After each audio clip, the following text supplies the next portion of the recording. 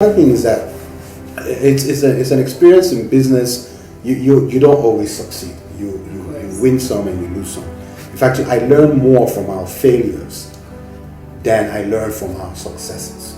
And so the opportunity to share that learning experience that you have gained from some of the ventures that you've tried and failed, is unusually valuable.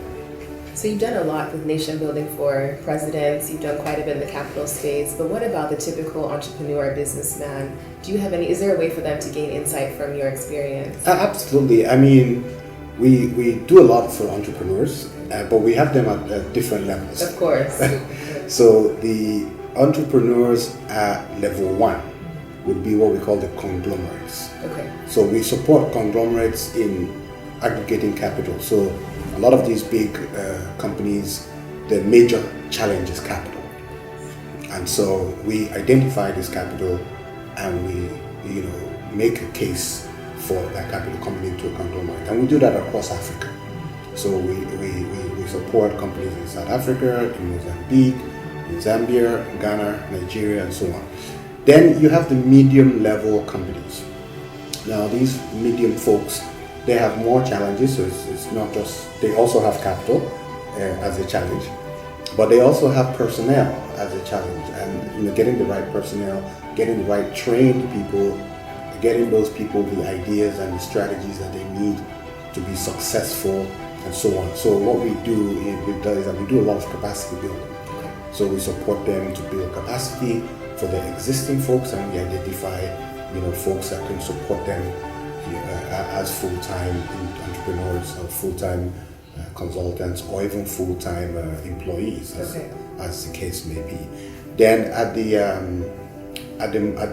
small level, you have entrepreneurs who are young people, self-employed. Of course, you can't forget them. Exactly, and so they're typically they need help with their business ideas, to structure the ideas to make it a commercial idea. They need help with funding as well, but much smaller amounts of money required. And then they need help with exposure. So for those kind of folks, we also support them with capacity building, hold boot camps and entrepreneurship retreats for them. And then we also support the state or regional governments that are interested in creating an entrepreneurship space that these young people can flourish in. And so we support those governments to build more capacity within the entrepreneurship community, to get more money, to get more funding, and so on and so forth. So our support goes throughout the spectrum. Now, one of the areas that we are extremely excited about is what we call the African Content Strategy. Okay, I'm excited to hear about this one. Yeah, so the African Content Strategy basically is a piggyback of the recent agreement which has been signed by 54 African nations. So 54 African nations came together under the auspices of the African Union to sign what they call the Africa Continental Free Trade Area. Okay, which is a very hot topic in business at the moment. Exactly, because it gives access to $3.4 trillion in a market. Can you say that again? Did you say 3.4 trillion? Okay. And that's in a conservative standpoint. So 3.4 trillion is the market space, that's the GDP of Africa. But I believe, and all the studies show, that African GDP is actually 6.6 trillion, because you have to use an index called the purchasing power parity. Yes. So if you use purchasing power parity index, Africa is 6.6 trillion. And all the economists I have spoken to say the purchasing power parity index is actually more accurate. Now, it's simple to understand what does purchasing power parity mean. I was just about to ask you that for the viewers. Yeah, so what it means basically is that the ability and the money you spend on your life to live a standard good life in the United States or in Europe is not going to be as much as the money you need to live the same standard in Nigeria. Very true. So if you spend $2 to buy a loaf of bread in New York, you're not going to spend $2 to buy a loaf of bread in Lagos. You have to adjust for cost of living. Exactly. So Lagos, it will be much cheaper. The bread will be cheaper. Of course. And your jeans, you buy jeans in Lagos, it will be cheaper. Your clothes will be cheaper. Your living standards, your rent is cheaper. So purchasing power parity is that index that allows you to say, okay, the man who lives in Lagos or the man who lives in Enugu or in Abuja can live at a world-class standard to the guy who lives in New York, but what is the variation? And so when you use that index, you see that Africa is 6.6 trillion, not 3.4. Okay, so I know you mentioned that you do some business within Africa and also the diaspora. So what countries do you service? Or Okay, so basically on the diaspora side, we have an office in Washington, D.C. We do a lot with American businesses that want to do business in Africa. Wonderful. So we're about to launch an initiative in Houston, for instance, to work with oil and gas companies that are looking for partners in Nigeria, in Ghana, in Mozambique, in Zambia, in all the African energy and petroleum producing countries.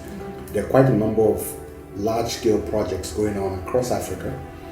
For instance, Mozambique just signed the final investment decision for the Anadako LNG project, $29 billion. Wow. And in the next few months, they're going to sign another one for the Mobile LNG project, which is $20 billion. So between the two projects, you have about $49 billion in work that is going into Mozambique over the next few years.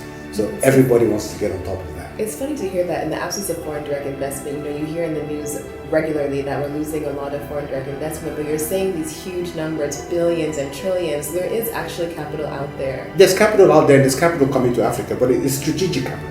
Okay. So that's why you need to work with folks like us. Okay, this is where you come in. That's where we come in. So we identify where this strategic money is going. Okay. For the DRC, the Congo Democratic Republic, they have an Inca project, which is one of the largest scale energy dams, thermal energy projects in Africa. And according to them, that project is going to produce 100,000 megawatts of electricity. Wow. So you can imagine the funding that's going to go into that. Of course. Tanzania has a flagship project as well. So these flagship projects across Africa, they need sophisticated support. They need machinery. They need technology. A lot of that technology is in the United States. A lot of that technology is in Europe and in China. Fair. But those countries cannot come into Africa without partnerships.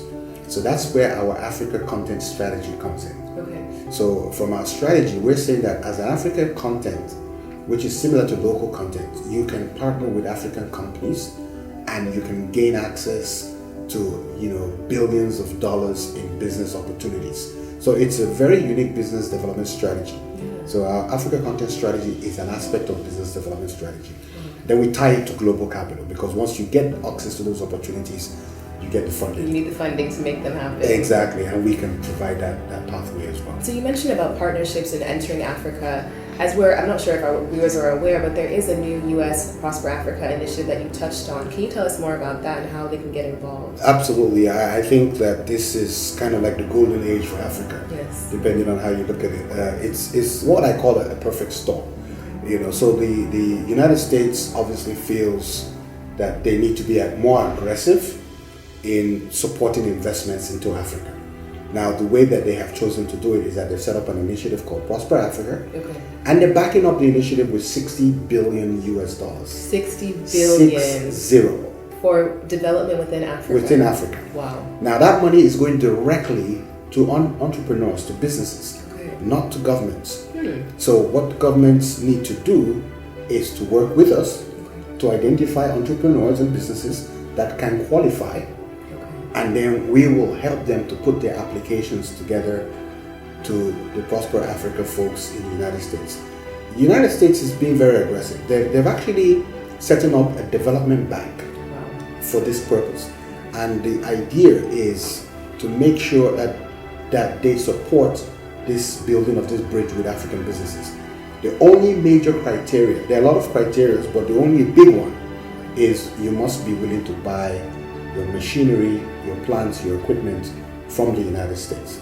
I knew there had to be some kind of It clause. makes sense. I mean, you're not going to pick up $60 billion from the US and you go and spend it in China. Of course. That would be unfair. Fair. So I think that makes sense. And the good news is that those folks who get this money, it becomes easier to attract equity investment. So we can actually help them in that respect as well. So once we get approvals for the debt part, which is the Prosper Africa, then we start talking to those equity folks, international financial institutions, to see how much they can put into the businesses, as the case may be. So you mentioned that a big requirement for applying for this funding is that they must utilize American equipment. Are there any other requirements that are noteworthy for application for funding? Yeah, excellent. They must have a project. Okay.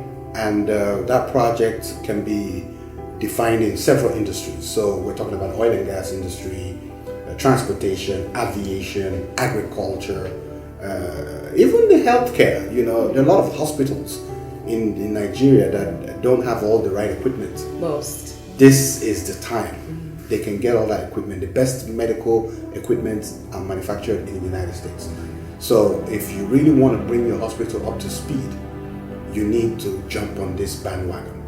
The good news is that when you put in an MRI machine or any of the expensive diagnostic equipment that the US has, you're going to make the money back, because a lot of that money, people who use those equipment pay in dollars. And they go to India, and they go to Saudi Arabia, and they go to Dubai. True, very true. Yeah, and so if you have that equipment here in Nigeria, then those folks will not need to go to India. In fact, you're saving them the money for the ticket and the accommodation. Awesome. So you can actually charge the same thing the Indian diagnostic centers and hospitals are charging once you have the equipment. And all you need to do to get the equipment is to jump on this Prosper Africa bandwagon, work with the Nicky organization, and we will make it happen for you. You've identified multiple sources of capital that are outside of Africa. What support structures do you have in place for those who want to access it? Okay, brilliant. I think one of the major support structures that we support and we give folks information and guide them through the process is the strategy sessions. We host free strategy sessions by invitation only, so you have to qualify. Okay. And we would identify you and invite you, and if you believe you qualify, then you can come to us through email or through our website. So www